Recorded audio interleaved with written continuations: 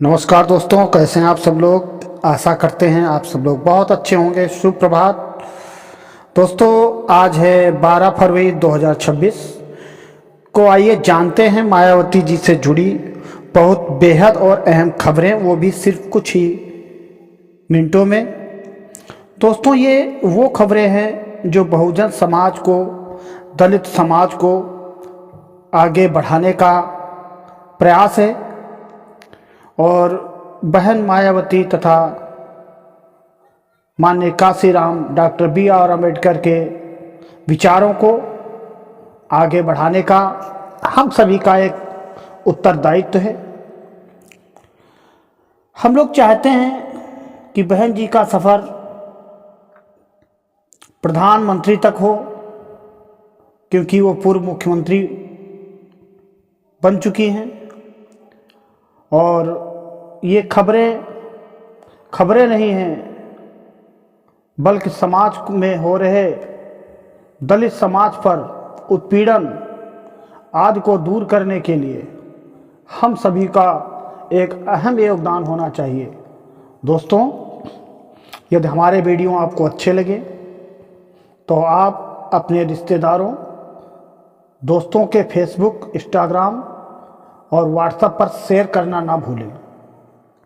दोस्तों, एक शेयर से एक व्यक्ति से अनेक व्यक्तियों तक खबरों की जानकारी पहुंचती है और एक शेयर से हमारे समाज में बड़ा बदलाव आ सकता है। दोस्तों, यदि आप हमारे वीडियो पसंद करते हैं तो पूरे विश्वास के साथ कमेंट बॉक्स में लिखिए बीएसपी बहन मायावती जिंदाबाद। चलो शुरू करते हैं आज की 15 बेहद अहम खबरें। और एक चौंकाने वाली खबर है जो आपको वीडियो में ही सुनने को मिलेगी। दोस्तों, ये रोज़ाना वीडियो आपको सुबह 8 बजे को देखने को मिलेंगे, देखना ना भूलें। चलो चलते हैं पहली खबर की ओर। सुनिए पहली खबर। बहुजन समाज पार्टी की राष्ट्रीय अध्यक्ष और उत्तर प्रदेश की पूर्व मुख्यमंत्री बहन मायावती जी ने आज लखनऊ में एक बेहद महत्वपूर्ण संगठनात्मक बैठक के साथ दिन की शुरुआत की है। इस बैठक में मायावती जी ने आगामी 2027 के विधानसभा चुनावों को ध्यान में रखते हुए उत्तर प्रदेश की सभी 403 विधानसभा सीटों के प्रभारियों के साथ गहन मंथन किया। उन्होंने स्पष्ट रूप से निर्देश दिए हैं कि अब चुनावी मोड में आने का समय आ गया है और किसी भी प्रकार की शिथिलता बर्दाश्त नहीं की जाएगी। मायावती जी का मुख्य ध्यान इस बात पर है कि कैसे गांव-गांव और बूथ स्तर तक पार्टी के कैडर को फिर से जीवित किया जाए। उन्होंने कार्यकर्ताओं को संबोधित करते हुए कहा कि विपक्षी दल लगातार बहुजन आंदोलन को कमजोर करने की साजिश रच रहे हैं, लेकिन हमें महापुरुषों के बताए रास्ते पर चलते हुए फिर से सत्ता के गलियारों तक पहुंचना है। आज की इस बैठक में उन सभी सेक्टर प्रभारियों की रिपोर्ट भी देखी गई जिन्हें पिछले महीने गांवों में सर्वे की जिम्मेदारी दी गई थी। बहन जी ने साफ किया कि टिकट केवल उन्हीं को मिलेगा जो जमीनी स्तर पर जनता के सुख दुख में शामिल रहेंगे। आइए बढ़ते हैं दूसरी बड़ी खबर की ओर। बहन मायावती जी ने आज केंद्र और राज्य सरकार की आरक्षण विरोधी नीतियों के खिलाफ एक कड़ा बयान जारी किया है। उन्होंने ट्विटर और एक्स के माध्यम से सरकार को घेते हुए कहा कि सरकारी विभागों में खाली पड़े लाखों आरक्षित पदों को न भरना दलितों और पिछड़ों के साथ सरासर अन्याय है। मायावती जी ने मांग की है कि केंद्र सरकार को अविलंब एक विशेष भर्ती अभियान चलाकर इन बैकलॉग पदों को भरना चाहिए। उन्होंने ये भी चेतावनी दी कि यदि सरकार ने जल्द ही इस दिशा में ठोस कदम नहीं उठाए तो बसपा पूरे देश में बड़ा आंदोलन करने के लिए मजबूर होगी। इसके साथ ही उन्होंने निजी क्षेत्र में भी आरक्षण लागू करने की अपनी पुरानी मांग को दोहराया है। बहन जी का कहना है कि आज के दौर में जब सरकारी नौकरियां खत्म की जा रही हैं, ऐसे में निजी क्षेत्र में दलितों, आदिवासियों और पिछड़ों को आरक्षण मिलना उनके आर्थिक सशक्तिकरण के लिए अनिवार्य है। आइए बढ़ते हैं तीसरी बड़ी खबर की ओर। मायावती जी ने आज उत्तर प्रदेश की कानून व्यवस्था को लेकर योगी सरकार पर तीखा हमला बोला है। उन्होंने प्रदेश में दलितों और महिलाओं के खिलाफ बढ़ रही हिंसा की घटनाओं पर गहरी चिंता व्यक्त की। बहन जी ने कहा कि प्रदेश में केवल कागजों पर राम राज्य है, जबकि हकीकत में गरीब और असहाय लोग असुरक्षित महसूस कर रहे हैं। उन्होंने हाल ही में हुई कुछ आपराधिक घटनाओं का जिक्र करते हुए कहा कि अपराधियों के हौसले बुलंद हैं क्योंकि उन्हें सत्ता का संरक्षण प्राप्त है। मायावती जी ने अपनी सरकार के शासनकाल को याद दिलाते हुए कहा कि बसपा के शासन में अपराधी या तो जेल में होते थे या प्रदेश के बाहर, लेकिन आज स्थिति बिल्कुल विपरीत है। उन्होंने सरकार से मांग की है कि जातिगत भेदभाव को छोड़कर सभी दोषियों के खिलाफ समान रूप से सख्त कार्रवाई की जाए ताकि समाज के दबे कुचले वर्गों में विश्वास बहाल हो सके। आइए बढ़ते हैं चौथी बड़ी खबर की ओर। बहन मायावती जी ने आज उत्तर प्रदेश सरकार द्वारा विधानसभा में पेश किए गए बजट 2026-27 पर अपनी कड़ी प्रतिक्रिया दी है। उन्होंने इस बजट को पूरी तरह से दिशाहीन और जनविरोधी करार दिया है। मायावती जी ने कहा कि भाजपा सरकार का ये बजट केवल आंकड़ों की बाजीगरी है और इसमें गरीब, किसान, मजदूर और बेरोजगार युवाओं के लिए कुछ भी ठोस नहीं है। उन्होंने सवाल उठाया कि सरकार पिछले सालों के बजट का सही क्रियान्वयन रिपोर्ट सार्वजनिक क्यों नहीं करती। बहन जी ने स्पष्ट किया कि जब तक गांवों और कस्बों में रहने वाले दलितों और पिछड़ों के जीवन स्तर में सुधार नहीं आता, तब तक ऐसे भारी भरकम बजट भाषणों का कोई अर्थ नहीं रह जाता। उन्होंने मांग की है कि बजट में शिक्षा और स्वास्थ्य जैसे बुनियादी क्षेत्रों के लिए आवंटन बढ़ाया जाना चाहिए था, न कि केवल प्रचार प्रसार पर पैसा खर्च करना चाहिए। आइए बढ़ते हैं पांचवी बड़ी खबर की ओर। मायावती जी ने आज सोशल मीडिया पर उनके खिलाफ की गई अभद्र टिप्पणियों को लेकर सख्त रुख अपनाया है। उन्होंने पार्टी कार्यकर्ताओं को निर्देश दिया है कि जो लोग बहुजन मिशन के नेताओं का अपमान कर रहे हैं, उनके खिलाफ कानूनी कार्रवाई सुनिश्चित की जाए। आज इसी कड़ी में लखनऊ के कृष्णा नगर थाने में एक महिला नेता के खिलाफ प्राथमिकी FIR दर्ज कराई गई है। मायावती जी ने कहा कि सोशल मीडिया का इस्तेमाल वैचारिक बहस के लिए होना चाहिए, न कि किसी के सम्मान को ठेस पहुंचाने के लिए। उन्होंने इसे विरोधियों की हताशा बताया और कहा कि बसपा की बढ़ती ताकत से घबराकर कुछ लोग इस तरह की ओछी राजनीति पर उतर आए हैं।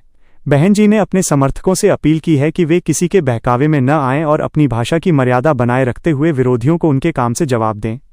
आइए बढ़ते हैं छठी बड़ी खबर की ओर। बहन मायावती जी ने आज पार्टी के राष्ट्रीय उत्तराधिकारी आकाश आनंद को लेकर एक बड़ी जिम्मेदारी सौंपी है। उन्होंने आकाश आनंद को निर्देश दिया है कि वे आने वाले महीनों में देश के उन राज्यों का दौरा करें जहां विधानसभा चुनाव होने वाले हैं। मायावती जी चाहती हैं कि युवा पीढ़ी को बसपा के मिशन और विचारधारा से जोड़ने के लिए आकाश आनंद सक्रिय भूमिका निभाएं। उन्होंने आज की बैठक में ये भी कहा कि पार्टी को अब आधुनिक तकनीक और सोशल मीडिया के दौर में अपनी कार्यशैली में बदलाव लाना होगा। आकाश आनंद को विशेष रूप से युवाओं और छात्रों के बीच पैठ बनाने का जिम्मा दिया गया है। बहन जी का मानना है कि जब तक युवा वर्ग बाबा साहेब डॉक्टर अंबेडकर और मान्यवर कांशीराम जी के संघर्षों को नहीं समझेगा, तब तक बहुजन आंदोलन को नई ऊंचाइयों पर नहीं ले जाया जा सकता। आइए बढ़ते हैं सातवीं बड़ी खबर की ओर। मायावती जी ने आज उत्तर प्रदेश के किसानों की समस्याओं को लेकर सरकार को घेरा है। उन्होंने कहा कि प्रदेश के कई हिस्सों में आवारा पशुओं की समस्या के कारण किसानों की फसलें बर्बाद हो रही हैं, लेकिन सरकार इस दिशा में कोई ठोस कदम नहीं उठा रही है। मायावती जी ने मांग की है कि किसानों को उनकी फसलों का उचित मूल्य समय पर मिलना चाहिए और गन्ना किसानों के बकाया भुगतान का तुरंत निस्तारण होना चाहिए।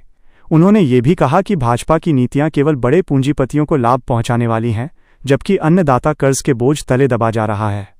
बहन जी ने सरकार को चेतावनी दी है कि यदि किसानों की समस्याओं का समाधान नहीं हुआ तो बसपा तहसील स्तर पर विरोध प्रदर्शन शुरू करेगी। आइए बढ़ते हैं आठवीं बड़ी खबर की ओर। बहन मायावती जी ने आज देश में बढ़ रही महंगाई और बेरोजगारी के मुद्दे पर केंद्र सरकार पर जमकर निशाना साधा है।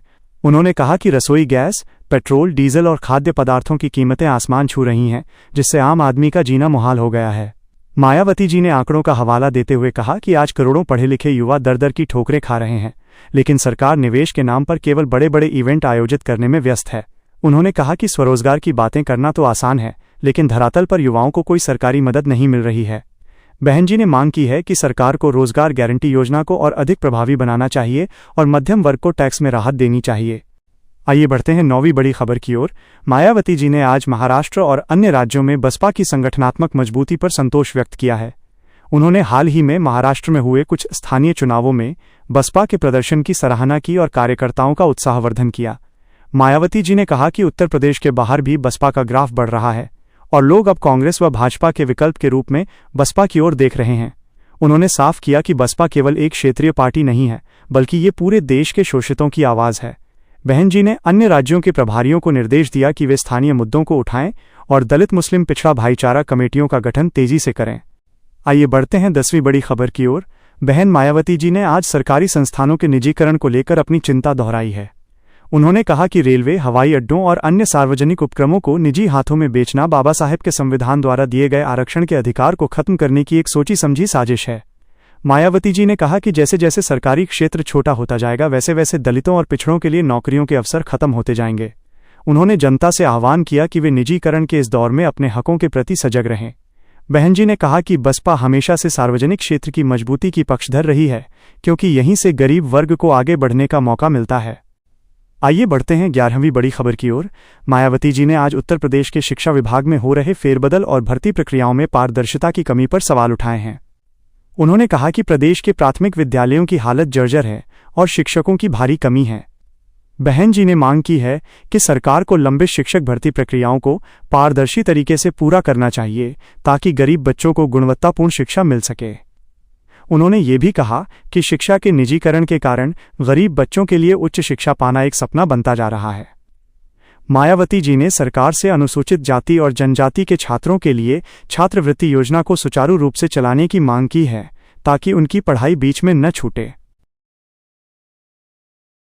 आइए बढ़ते हैं 12वीं बड़ी खबर की ओर।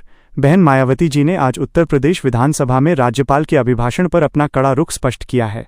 उन्होंने सोशल मीडिया के माध्यम से कहा कि राज्यपाल का भाषण केवल एक रटी रटाई परंपरा बनकर रह गया है जिसमें वास्तविकता का अभाव दिखा।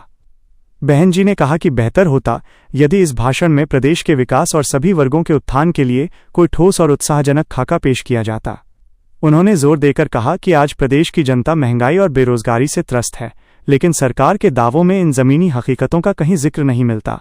मायावती जी ने राज्यपाल से आग्रह किया कि उन्हें सरकार को इन ज्वलंत मुद्दों की ओर ध्यान देने के लिए निर्देशित करना चाहिए था ताकि विपक्ष और आम जनता को कुछ राहत की उम्मीद मिलती। आइए बढ़ते हैं 13वीं बड़ी खबर की ओर। मायावती जी ने आज बसपा के संगठनात्मक ढांचे में भाईचारा कमेटियों के पुनर्गठन का एक बहुत बड़ा ऐलान किया है। उन्होंने कहा कि आगामी 2027 के चुनाव को जीतने के लिए हमें 2007 वाला सोशल इंजीनियरिंग का फॉर्मूला फिर से अपनाना होगा। इसके तहत ब्राह्मण, क्षत्रिय और अन्य सवर्ण समुदायों को जोड़ने के लिए विशेष अभियान चलाया जाएगा। बहन जी ने साफ किया कि बसपा केवल दलितों की ही नहीं बल्कि सर्वजन हिताय की पार्टी है। उन्होंने वरिष्ठ पदाधिकारियों को निर्देश दिए हैं कि वे समाज के हर तबके के प्रभावशाली लोगों से संपर्क करें और उन्हें बसपा की नीतियों से अवगत कराएं। आज की इस घोषणा ने विरोधियों के खेमे में हलचल मचा दी है क्योंकि यह बसपा की एक सोची समझी रणनीतिक वापसी का संकेत है। आइए बढ़ते हैं 14वीं बड़ी खबर की ओर। बहन मायावती जी ने आज महिलाओं की सुरक्षा और सशक्तिकरण को लेकर एक विजन डॉक्यूमेंट पेश करने की बात कही है। उन्होंने भाजपा सरकार की स्कूटी योजना और अन्य चुनावी वादों पर तंज कसते हुए कहा कि केवल बजट में प्रावधान करने से कुछ नहीं होगा, असली जरूरत है जमीनी स्तर पर महिलाओं को सुरक्षित महसूस कराने की। मायावती जी ने याद दिलाया कि उनके शासनकाल में महिलाएं रात के 12 बजे भी बेखौफ होकर घर से बाहर निकल सकती थीं। उन्होंने वादा किया कि यदि बसपा फिर से सत्ता में आती है तो नारी शक्ति की सुरक्षा के लिए विशेष महिला सुरक्षा बल का गठन किया जाएगा और उनके आर्थिक स्वावलंबन के लिए सीधे खाते में सहायता राशि दी जाएगी। आइए बढ़ते हैं 15वीं और सबसे चौंकाने वाली खबर की ओर, जिसके बारे में मैंने वीडियो की शुरुआत में बात की थी। आज बहन मायावती जी ने एक बड़ा ऐलान करते हुए कहा है कि बहुजन समाज को बांटने वाली ताकतों को जवाब देने के लिए वे खुद अब सड़क पर उतरकर मोर्चा संभालेंगी। उन्होंने घोषणा की है कि जल्द ही पूरे उत्तर प्रदेश में बहुजन स्वाभिमान यात्रा निकाली जाएगी जिसकी कमान खुद मायावती जी और आकाश आनंद संयुक्त रूप से संभालेंगे। यह फैसला इसलिए ऐतिहासिक है क्योंकि पिछले कुछ समय से विरोधी यह प्रचार कर रहे थे कि बसपा अब सड़क के संघर्ष से दूर हो गई है। इस यात्रा के जरिए बहन जी सीधे जनता के बीच जाकर संविधान बचाने और आरक्षण की सुरक्षा का आह्वान करेंगी। ये कदम न केवल पार्टी कार्यकर्ताओं में जोश भरेगा बल्कि 2027 की चुनावी जंग का बिगुल भी फूंक देगा।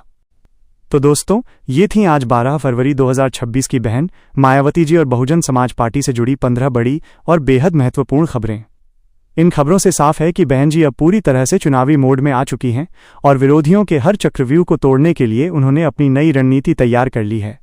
बहुजन स्वाभिमान यात्रा का ऐलान इस बात का सबूत है कि आने वाला समय बहुजन राजनीति के लिए एक नया मोड़ लेकर आने वाला है। साथियों, अब समय आ गया है कि हम और आप मिलकर इस मिशन को आगे बढ़ाएं। अगर आपको ये वीडियो और खबरें पसंद आई हैं तो इसे ज़्यादा से ज़्यादा शेयर करें ताकि सच हर घर तक पहुंच सके।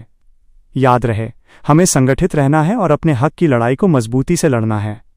जाने से पहले अगर आपने अभी तक हमारे चैनल को सब्सक्राइब नहीं किया है तो अभी सब्सक्राइब करें और बेल आइकन दबाएं ताकि कल सुबह 8 बजे की बड़ी खबरें आपसे मिस न हो।